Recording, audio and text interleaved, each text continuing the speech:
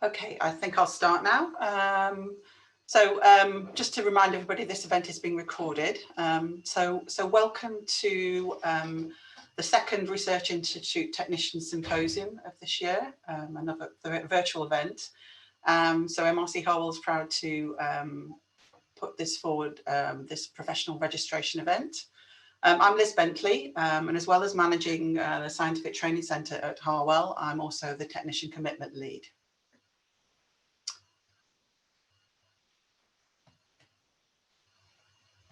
Okay, my slide won't move forward now. There we go. There we go. Harwell is part of the Research Institute Technicians Group. So this is a group of 8 institutes across the UK, and we have Berju, who's from the Wellcome, Celia from the Institute of Cancer Research, Claire at the John Innes Centre in Norwich, Danielle, who's at the Babraham, Laurence at LMS in London, Alison at LMB in Cambridge, and David, who's at the Francis Crick Institute in London. And part of our role in the RITG group is to organise networking events like this. So just a little bit about MRC Harwell, if you're not familiar with us. So the Harwell Institute comprises 3 centres. There's the Maryline Centre, which is a national facility which provides services for the production and characterisation of mouse models. We have the Mammalian Genetics Unit, which is a research centre that utilises mouse genetics, functional genomics and biocomputing to investigate a wide variety of disease models. And we also have the Centre for Macaques, which is a primate breeding unit for rhesus macaques. And these are used in some areas of fundamental research. We have around 300 staff at the Institute, and around 70% of those are technical experts and cover a wide range of disciplines.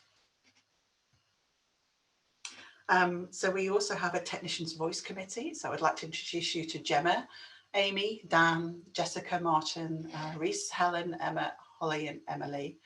And our committee have organised this event today. They will also be chairing and participating in the breakout events later. So we'll get onto the programme now. So we're going to have 3 short talks from 3 of my colleagues, Deb, Simon and Simona. And so first up will be Deb Bagani. So Deb's the Mouse Genetics Research Manager at the Maryline Centre. And she's also coordinates the professional registration programme at Harwell. So I'll hand over to Deb. Okay, I've just unmuted myself. Can you hear me? Yes. Okay. So yeah, my name is Deb Bagani, and I, like Liz said, I'm the Genetics Resource Manager at the Maryline Centre, and I look after the professional registration programme for our institute. I can't take any credit for the institution of the programme. This was done by Tertius, an ex-colleague who's now moved on to a new job. So he did the really hard work of establishing the programme.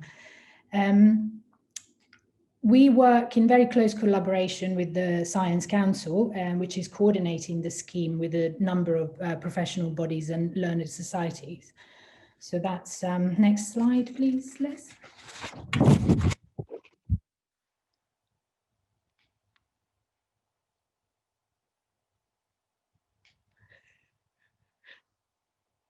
It will come eventually. Anyway, I can just start telling you a bit about what the professional registration is.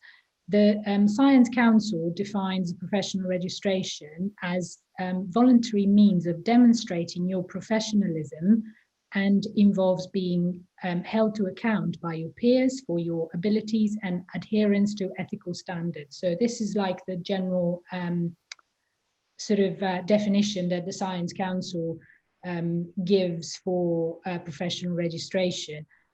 I am quite often asked what the point is of becoming professionally registered, and I've sort of summarized it on my one of my slides, but I can clearly tell you about it. Oh, that's it. Sorry.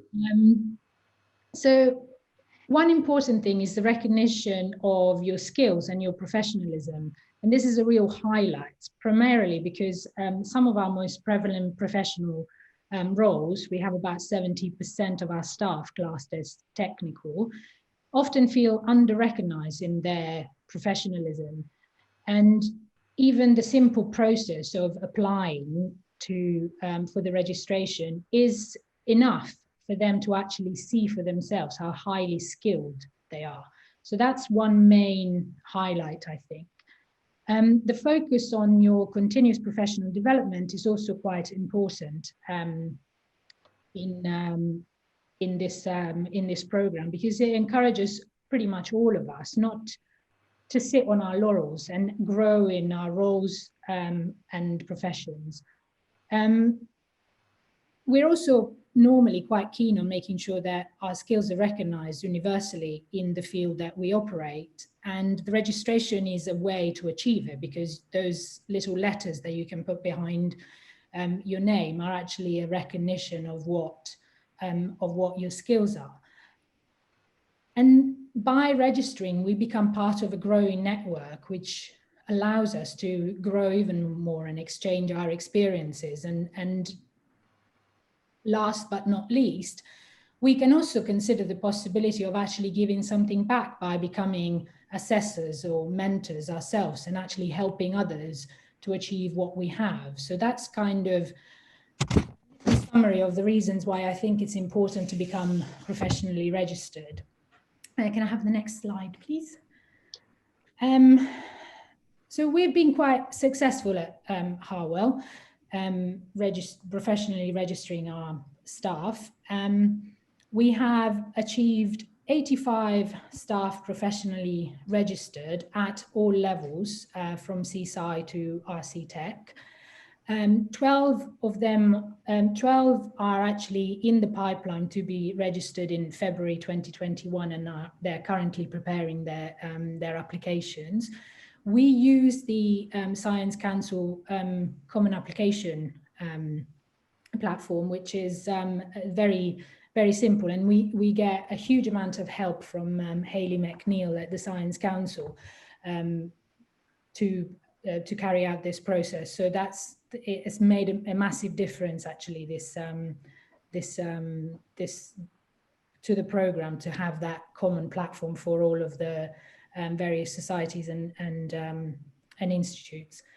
The MRC, and this is a key thing, pays for registration and membership for the staff for as long as they are members of staff. So all their renewals is also paid by the MRC, which I think makes another sort of major difference in the success of our professional registration story.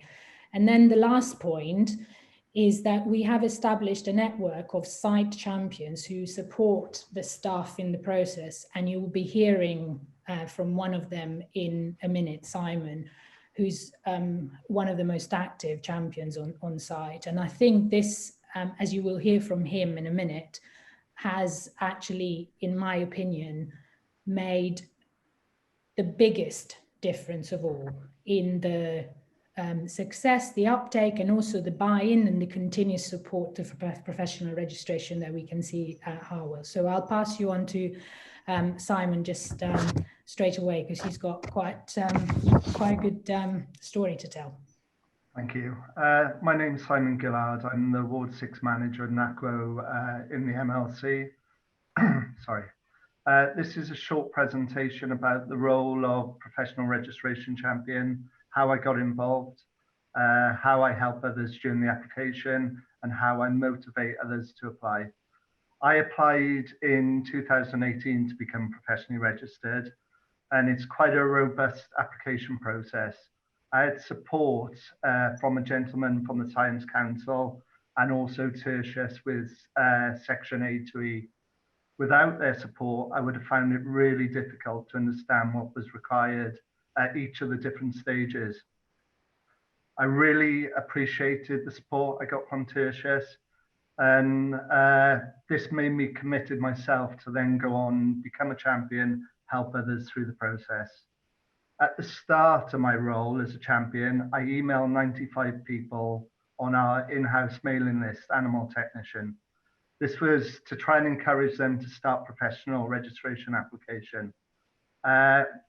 It was tough. I had a limited response back. A lot of people were busy at the time. It requires a lot of effort, lots of different information, and I think it requires a good level of support. So I think people were daunted when they looked at the questions, and they were daunted by the whole process. Due to the poor response, I thought, how can I encourage people to apply? Luckily, I'm a manager of a team of 8.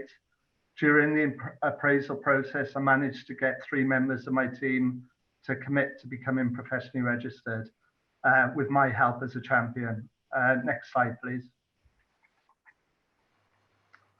So I helped my team and others as a champion by supporting them through the process. At the start of the application, we used to meet up, but with COVID, we now do Zoom meetings. I will help them find the website, sciencecouncil.org. I will help them navigate through the application section. I will give them information on how to decide if they want to be a registered technician or registered scientist. The registered scientist requires a larger word count, more detail than a registered technician. And if you do apply for the technician first, you can always apply for the scientist the following year. We discuss what professional body to join. At MLC, we're pushing Royal Society of Biology. They have a great website full of information. They send you a magazine to your home each month, and they have a great section online for CPD. We then discuss who pays the application. As Deb said, a lot of people are put off by worrying about they've got to pay for it themselves. We make sure the staff know that MRC Harwell are to be invoiced. People go away then, they decide whether to submit a very in-depth answers with a written application or less words with a face-to-face Zoom meetings. Most people go for the face-to-face Zoom meetings. Once they go away and fill in their personal details, career summary and CV, we'll meet up again at step 2. This is where the main application, where people answer approximately 16 questions in the 5 sections from A to E. Those sections are application of knowledge and understanding, personal responsibility, interpersonnel skills, professionalism, professional standards. Simona will go into more detail in the next talk about these. Together, we will go through each question. I will help people understand what the question is looking for, what examples they could put, and as we're chatting about it, they make notes. They then go away and fill in the whole application. We then meet again to go over the answers. We look to see if they've answered the question, if there's anything we could add before they're happy, and they then submit the application. Once the application's submitted, you wait to hear back for a date with a Zoom face-to-face meeting from the assessors. As a champion, I try to guide people as much as possible, support them as much as I can through the process. Next slide, please. So how do I motivate others? I keep my team certificates above my desk, as you can see on the slide. That's my screen and the desk above. I do this as it recognizes my team's hard work in becoming professionally registered. It inspires others to want to become professionally registered. People will walk in the office and ask questions about the certificates, and then it gives me an opportunity to talk to them about becoming professionally registered. If a staff member moves to a different ward, different department, they take their certificates with them so that they can display. So I also send out an email to animal technician congratulating all animal techs who have recently become professionally registered. This email, I will talk about the reasons to become professionally registered and to motivate others to apply. So why become professionally registered? It recognizes your on-the-job experience. It shows your level of competency as an animal technician or whatever role that you do. It's a mark of excellence for internal and external clients and researchers. It shows you're committed to working to high ethical standards. It gives researchers trust and confidence in the work you do. It also adds a few letters, or more than a few letters, after your name. So in summary, professional registration requires a lot of information. Questions can seem daunting at first. My advice is get in touch with the champion. We're here to help, support, and guide you through the process. Thank you. Now over to Simona. Thank you, Simon. Hello, everyone. I am Simona. I've been working as an animal technician at MRC Harwell for the last 4.5 years. I became professionally registered in April 2019, and during this presentation, I will talk about my experience regarding the application process. Next slide, please. You can apply for the Science Council online system. And as first thing, you will be asked to select a program among registered science technician, registered scientist, or chartered scientist. The next step is about selecting the licensed professional body you wish to register with and provide details about your nominated supporter. Your application needs to be supported by someone who can attest to the information you have provided. This person is most likely to be your line manager or a senior colleague who is familiar with your work. Remember to get their permission first. Following that, you need to select who is paying for the application. Many employers are willing to cover all costs, but it is important to double check your employer's policy. As part of the application process, you will be required to talk about your motivation for applying, as well as provide your academic qualifications and your CV. You will need to select your assessment route, which can be either online only or face-to-face on Zoom. In the online only process, you will need to fill a more detailed report compared to the one on Zoom, in which you will have the opportunity to talk through your professional experience directly to two assessors, who will ask you questions to explore your competence. Remember, if you choose the online-only assessment, your report is going to be the only basis on which the assessors will make their decision on your competence. It is important to take into account that the assessors assigned to review your application might not be expert in your field and might have a different background. As you proceed through the application process, it is also important to know that all registrants are required to abide by the Science Council and the licensed body Code of Conduct and CPD standards. Next slide, please. So you entered all your details, chosen the professional body, scanned in all your certificates. Now what?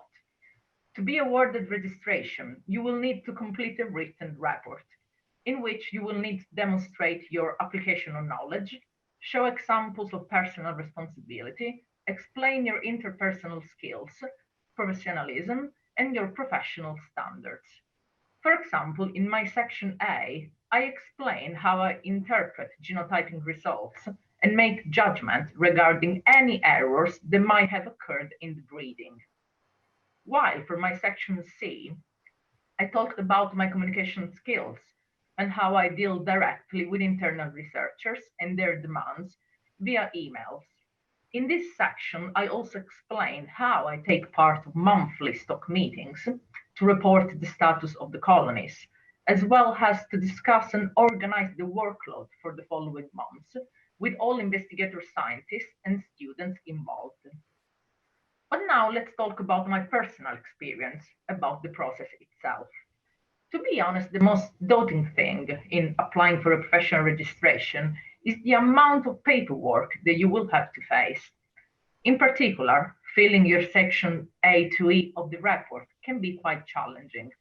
Reason why it is essential to ask for support from the champion. Ask people who have already gone through the whole process, and why not ask your supporter to read through your application before submission. It is extremely important to be specific and detailed. Take ownership for the things you have done using the word I instead of we. you are in control of how long you take to complete the application, so you can tackle each section methodically, but make sure to send the application off by the deadline. After submitting your completed application, the Science Council will contact your supporter, requesting them to complete the review. Once these steps are completed, you will be assigned to the assessors to review your application. It may not be easy to know which professional registration award fits your work and experience. You might also be unsure about the way to pay. If you have any questions like this, please remember to ask the champion. Thank you all very much for your attention, and now back to Liz. Okay, thanks, Simon, Deb, and Simone. That's great. So, so now we're going to break out into breakout rooms. There'll be 6 rooms, and they'll be chaired by some of our technician voice committee and other experienced staff with regards to professional registration. So I'll stop the share and yeah, enjoy, ask lots of questions, and I'll see you back in the main room in 20 minutes.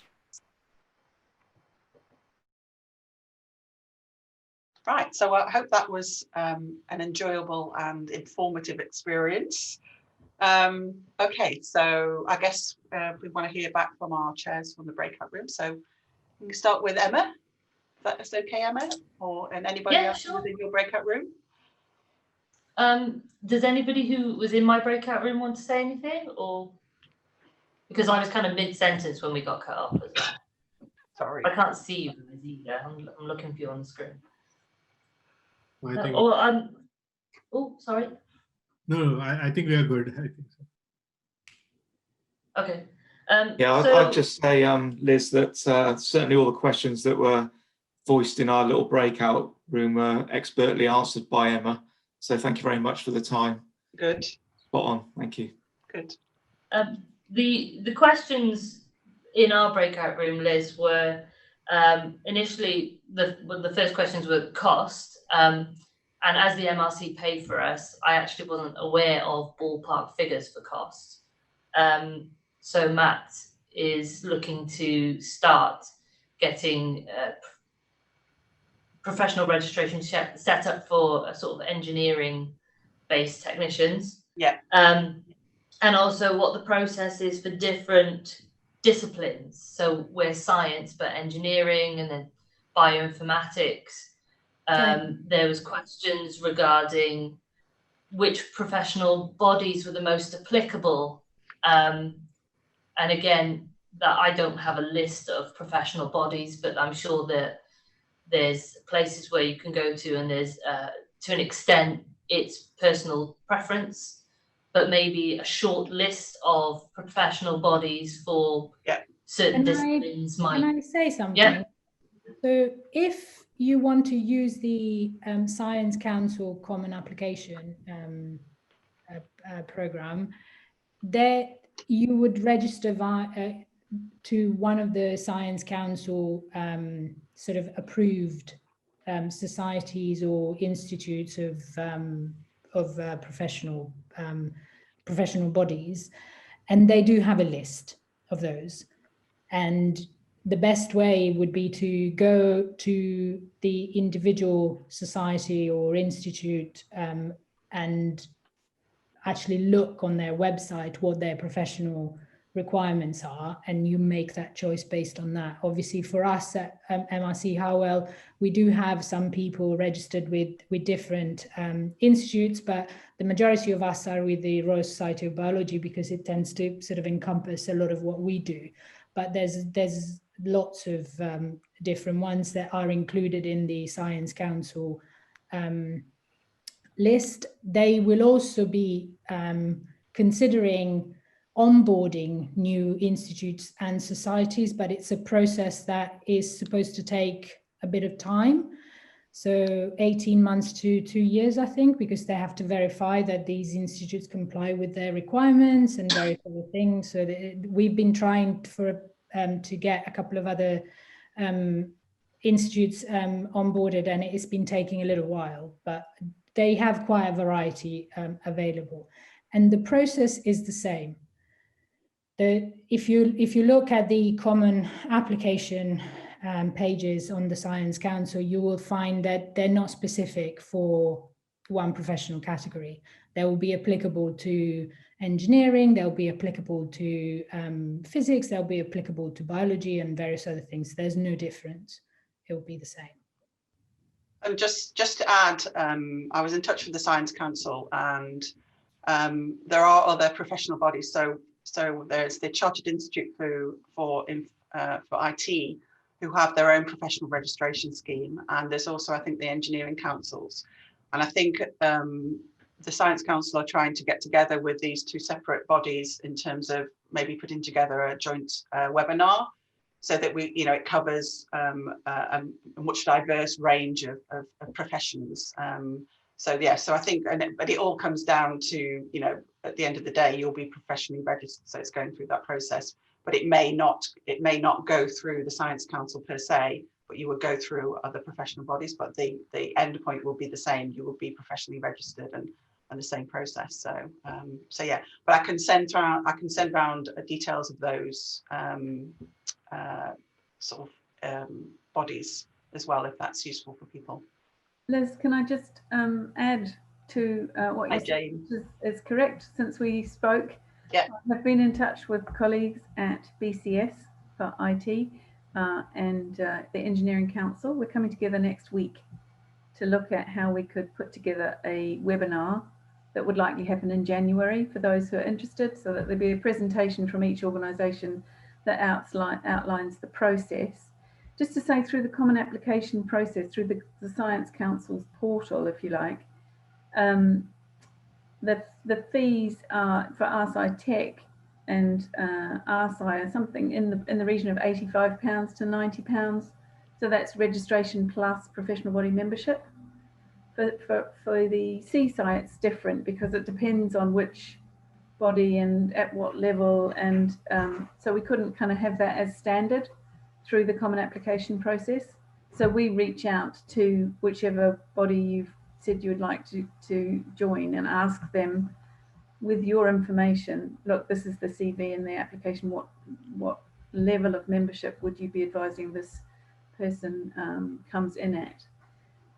So I can't speak for the Engineering Council or the BCS in relation to fees, sadly, but more in the new year. Yeah. Excellent, that's really good. Any more, Emma? Or shall we move on to, I feel we're running out of time a little bit, so maybe we'll move on to Dan and his group. Yeah, hi there. Hi, Dan. Yeah, so we had lots of good questions. I think the one that affected the most people is really what level to choose, be it chartered, registered scientist or registered tech. I think from my personal experience, when I first joined MRC Harwell, I'd only been there a month, and I was encouraged to go for registered scientist, and I really felt like maybe I wasn't good enough to do it. But I'm glad I went for the one that was for the registered scientist rather than registered tech, because I was borderline really for which one I was qualified for. I would say we tend to underestimate ourselves, and if we think we're borderline, we should try and go for the one higher. And if it turns out you don't get it, it might not be because you're not qualified. It might just be that they need a little bit more information with some of your answers, and if you apply again, you'll get it. So that would be my advice. And yeah, Brilliant. Thanks, Dan. That's really good. Holly and Reese from your group. Hello. Hi, Holly. Hi. We had some really great questions as well. I would say we had around 5 main questions. One of them was already covered, and it was about fees.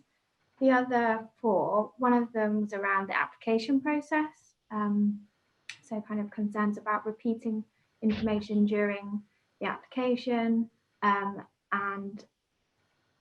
one of the answers was try and focus a little bit more on your day-to-day work and your day-to-day skills rather than just focusing on your main achievements. The other one was about timescale, kind of rough timescales of the application process, And the answer was kind of that it varies and you can be really flexible to your own needs.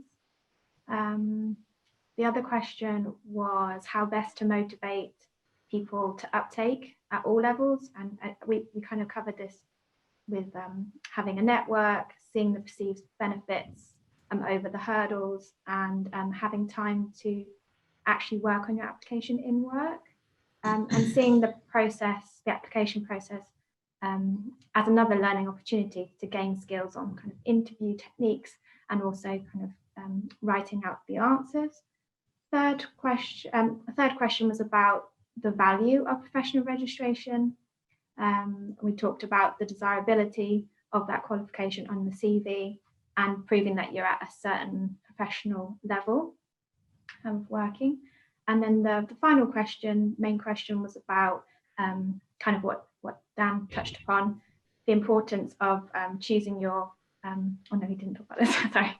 The importance of choosing your professional body and how important that is for maintenance, because it allows you to access to networking opportunities and also benefits in terms of your career progression. And as a technician, we do feel like that's potentially lacking for us. Brilliant. Thank you. Anything else there, Reese? Is that okay? Right, so we should move on. Simon. Yeah, so the one question that hasn't already been covered I had was, should people do a written application or Zoom application? And the written application is roughly about 1,000 words per question, and the Zoom is about 300 words. And I was just saying that a lot of people find it easier to get across in a Zoom meeting to the assessors the points that they're trying to cover. And I think that the other question was about supporters. And I was just saying to people, talk to your supporter before you send the application off, discuss anything. And someone was concerned that their supporter may not understand their example or know about their example. So I said, just make sure you talk to your supporter first before sending it off. Brilliant. Thank you. Deb? Yeah, I think most of them have been covered. One thing that was, I think, sort of pointed out was that, you know, how you establish the champion network and how, you know, you get that support, especially for those institutes and for those places where they're only just starting. Yeah. And I mean, I guess the first cohort is always the guinea pig, isn't it? And it's a bit harder. So like I said in my breakout room, I'd be more than happy to give out a bit of my time to help if people find that, you know, there's that need. So if our details are given out at the end of this meeting, or, you know, if this is going to be done via Liz, I'd be more than happy to help a bit. Once you've had your first cohort through, then I think it's a little bit easier, because the people that have gone through, we found that generally people are quite happy to give out a bit of their time to help others do the same. And if you do get that buy-in, that I think is your kind of fuel for the process. And it seems to work for us. So hopefully it'll work for everyone else. But, you know, if you're starting as an institute, yeah, just call us. And, you know, some of us will be, I'm quite happy to do it. I'm also an assessor for chartered scientist. I'm only just qualified recently. So I think I have a bit of an insight as to what is required and what people look at. And so I can give you a hand. But I think that the key is to get the first cohort through and get the buy-in from the first cohort. And then I think it's almost a self-perpetuating system if you get the people buy-in. Cool. Brilliant. Thanks, Deb. And finally, Maz. Similarly to Deb, we had quite a few people that will be the first sort of applicants on their site to apply. So I also volunteered, like Deb, to be contactable if needs be, to sort of get that first cohort through from, you know, sort of supporting point of view. That was certainly one of our major points for discussion about where do we get the help from if we haven't already got some on site? Yeah. The other thing that we did talk about as a group quite a bit, and we were quite lucky because we had Jane in our breakout room, was the sort of accessibility and lack of inclusivity maybe on the application itself. So a lot of the questions aren't necessarily as worded particularly sort of easily to understand, and that's been a hurdle for a few people. Sort of made a start, got kind of flustered or stuck and stopped, and are now looking to restart, hopefully in the new year when there's a bit more time sort of available, and also that the initial quiz that's there to try and sort of help you decide the route that might be best for you might need sort of some updating. Jane's made a note of all this feedback as well, so that's quite good because it's direct feedback, which is great. There are some examples on there as well in some of the text fields, you know, for when you're expanding your application and trying to give your own examples that are also sort of not necessarily relevant to everyone's science or everyone's circumstance. So we thought it might be good if those sort of bits and pieces can be addressed as well. There was also a really good question about the involvement that your investment takes moving forward. So regarding CPD, you know, and records and what different councils require, and also about the levels that are best applicable to people as well. I did say as well that it's always best talking to your support network and champion, or Hayley even at the council, to sort of see if you've got major questions regarding those. But otherwise, I think most of our other bits and pieces have also been covered now. Brilliant, thank you.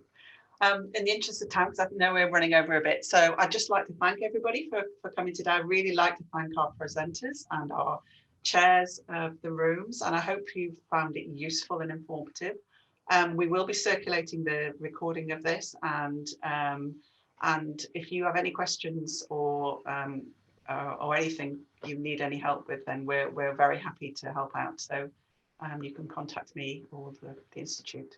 So I'll say goodbye and thank you very much.